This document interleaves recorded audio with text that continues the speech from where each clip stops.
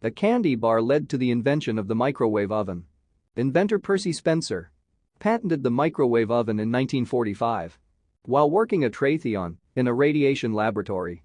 The idea of the microwave came after he saw that the candy bar in his pocket melted while he was standing in front of an active radar instrument. He proceeded to test this with other foods like popcorn. Until in 1947, the first commercially produced microwave oven was released. It was about 6 feet tall and weighed around 750 pounds, costing about $5,000, equivalent to $60,678 in 2021.